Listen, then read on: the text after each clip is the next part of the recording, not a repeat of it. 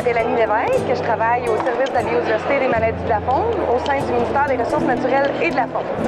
Je coordonne les activités du Centre de données sur le patrimoine naturel du Québec, toutes les activités qui ont un rapport avec le volet faunique. Le Centre de données sur le patrimoine naturel du Québec est plus communément appelé CDPNQ.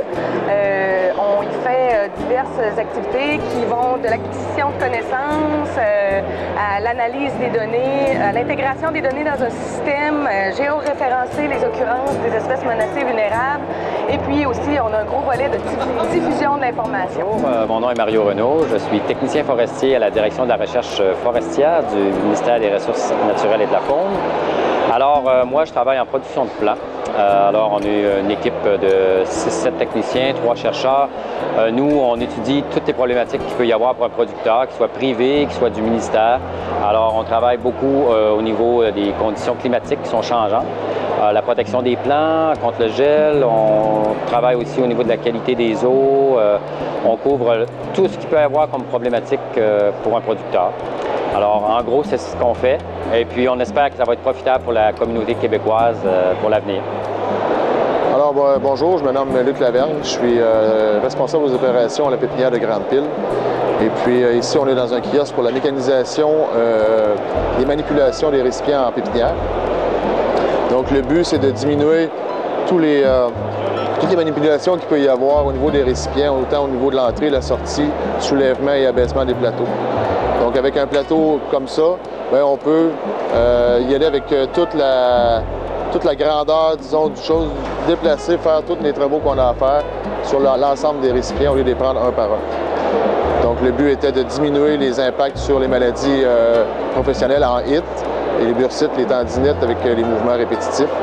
Donc, on s'en va vers des plateaux, des méga plateaux comme ça pour faire le travail. Bonjour, mon nom est Stéphane Tremblay, je suis chercheur à la direction de la recherche forestière.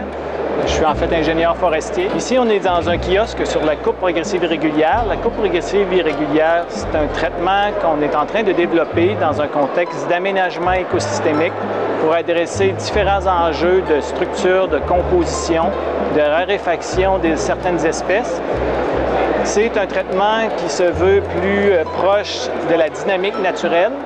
C'est un traitement qu'on expérimente dans les différents types de forêts québécoises, soit les forêts mixtes, les forêts résineuses et les forêts feuillues. Donc, c'est vraiment un traitement qu'on est en train de développer. On va déterminer toutes les caractéristiques qu'il faut prendre en considération puis voir dans quelle mesure ce traitement-là permet de répondre aux attentes de l'approche écosystémique.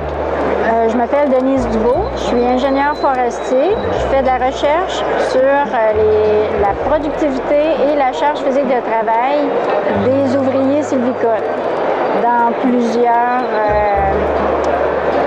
plusieurs domaines sylvicoles, comme le dégagement de régénération naturelle et artificielle de plantation, l'éclaircie précommerciale, le reboisement. On est la seule équipe de recherche qui s'occupe du travailleur dans la forêt, à la direction de la recherche forestière. Bonjour, mon nom est André Rainville, chercheur à la DRF. Les chercheurs en génétique au Québec ont développé des modèles pour permettre de planter des arbres mieux adaptés aux conditions futures de climat. Donc, en déplaçant des sources de semences sur des territoires, on est capable de mesurer le rendement qu'ils auront dans le futur et d'aider aux arbres à mieux croître pour assurer la pérennité de la forêt au Québec.